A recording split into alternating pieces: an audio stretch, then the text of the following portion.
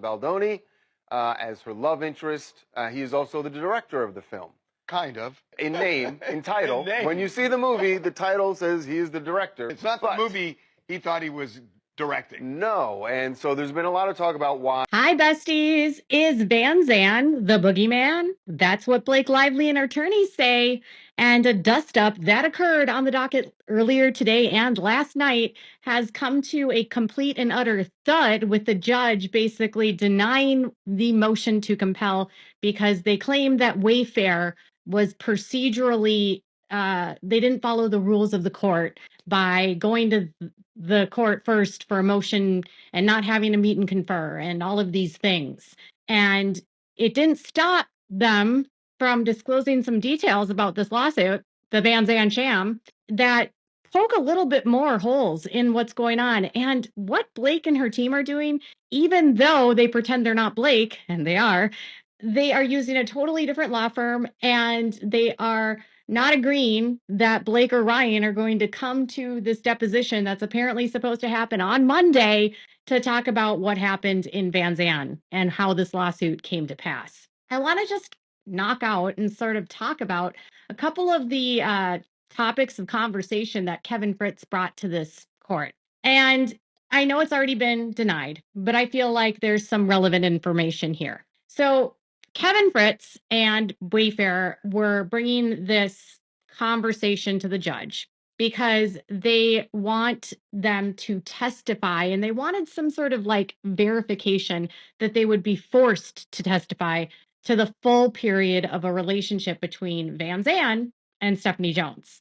Their claim is that there was like collusion, right, between the two of them, that Van Zandt knew exactly what they were doing and they went directly to Stephanie Jones. And so they believe there should have been some like coordinated contact, because why would Stephanie Jones just like willingly hand over everything to some weird shell company in New York through a New York lawsuit? Seems kind of odd, and not even try to object to what the subpoena was seeking. We've not had a lot of information about what exactly they sought in that subpoena.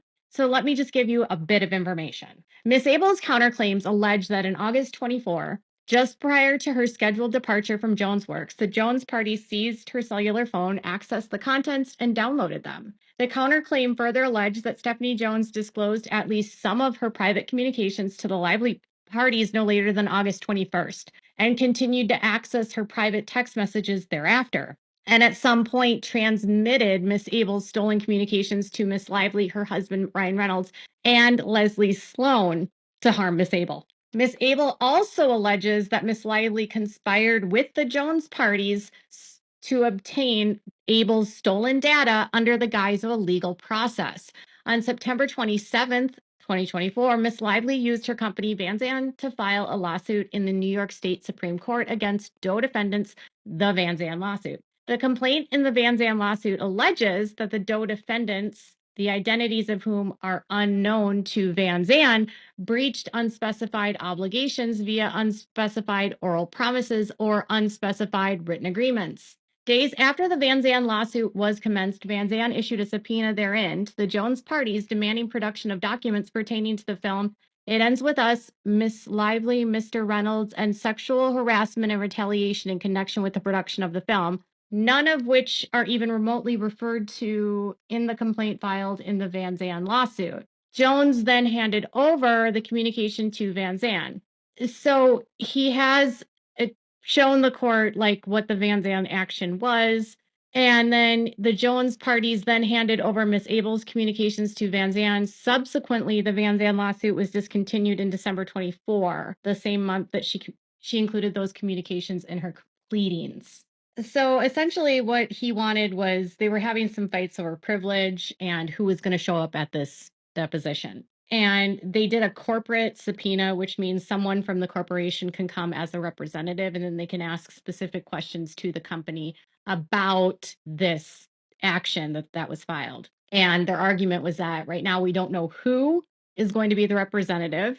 We don't know. They don't want to answer any questions before September 27th, 24, and they want to object on other grounds.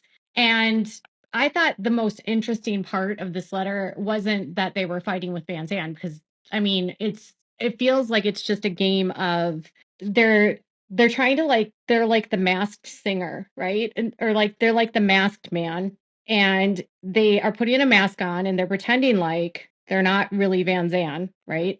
And then they're pretending like Van Zandt isn't a shell company, in my opinion, by saying that there's all these lawyers that are going to come from this corporation that does nothing to talk about this action, and that the people that seem to be the most connected to this would have been Ryan Reynolds and Blake Lively, and yet they aren't going to show up for this deposition. Instead, it's going to be lawyers.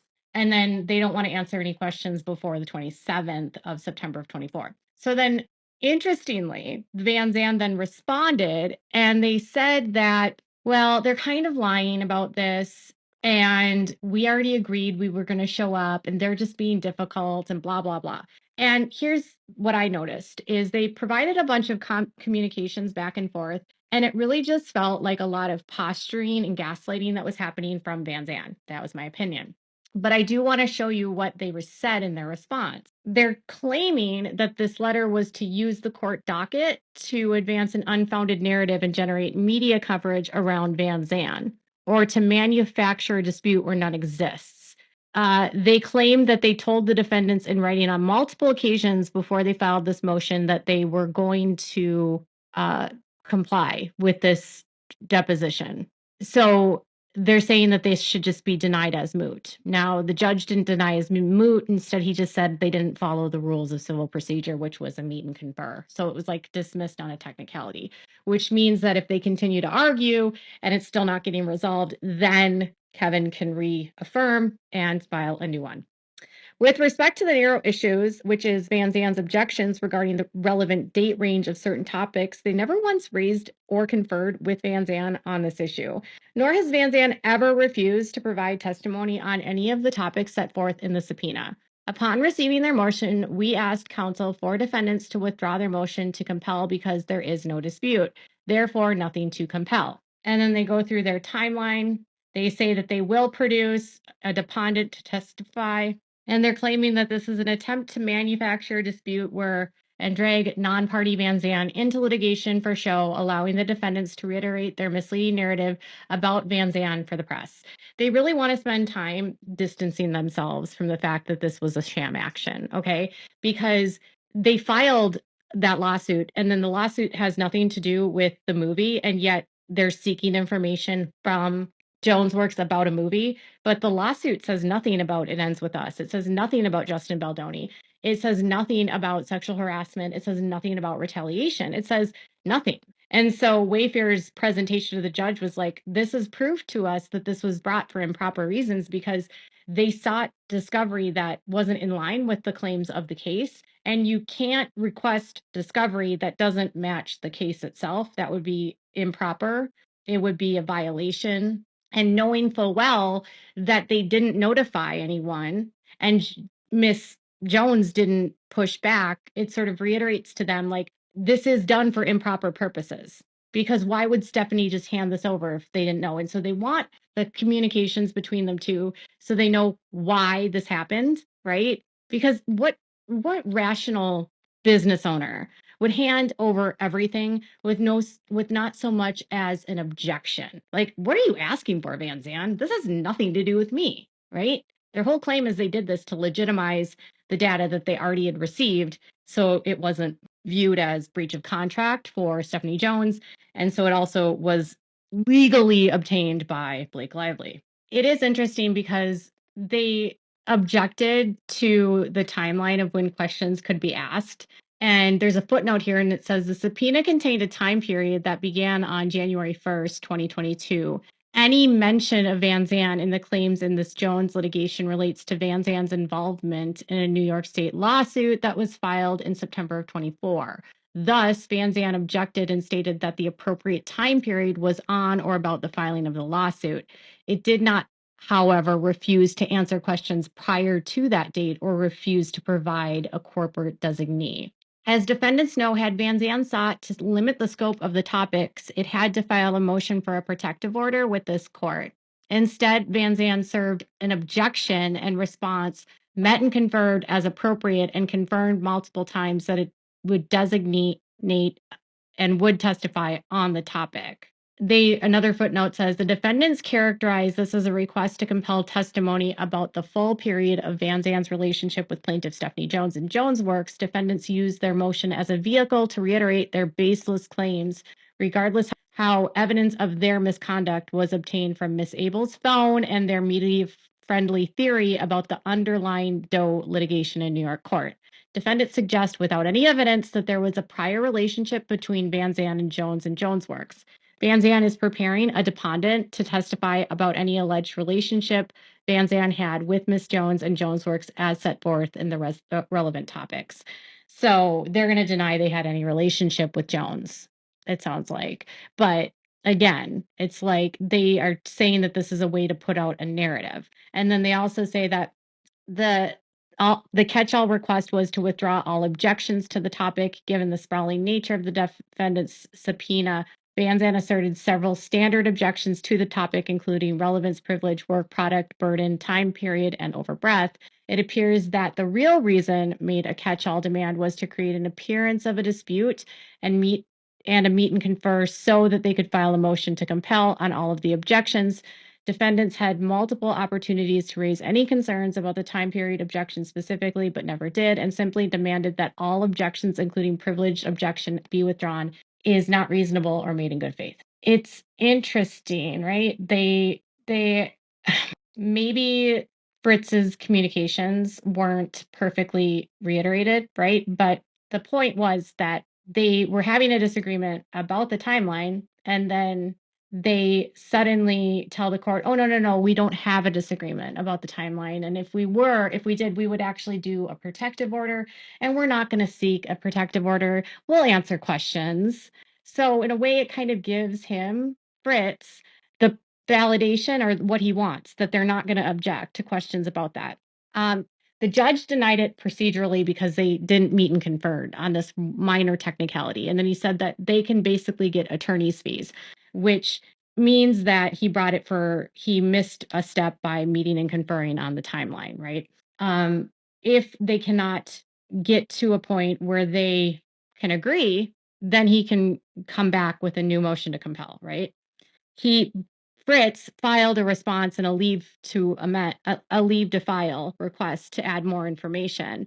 And he said that the Wayfair parties were not obligated to wait and hope that at the deposition on September 30th, that Van Zandt would withdraw their objection. Upon receiving the formal objections, we asked their counsel to withdraw them, of course, not privileged objections.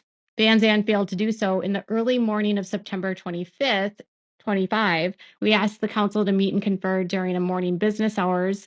Counsel stated it needed to discuss the issue with its clients, Blake and Ryan, and would get back to us later that day or following morning.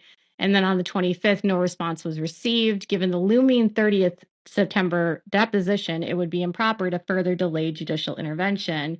And even after the motion was filed, they seemingly stated it would withdraw its stated refusal to provide information predating the New York State court lawsuit. We asked them, the counsel, to prepare a formal stipulation to that effect, which could be so ordered by the court, thereby basis, if one existed, for its refusal to provide information predating the Van Zandt lawsuit. No substantive response was received, and Van Zandt still has not advised Wayfair parties which of the listed attendings for the deposition, whom all appear to be attorneys, is the corporate designee.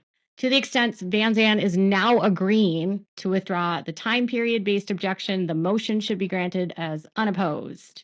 Well, so even though it was denied, they technically got what they want, right? Because they agreed that they would allow questions about this relationship before the 27th, and that even though, they're still objecting to privilege, that doesn't matter to them because, you can't ask questions on privilege, but they still are unclear about who is going to be the representative because the ones that are named in these emails basically are just attorneys.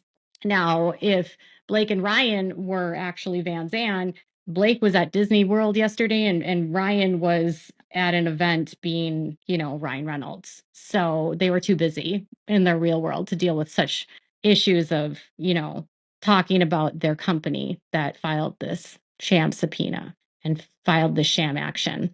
I've talked to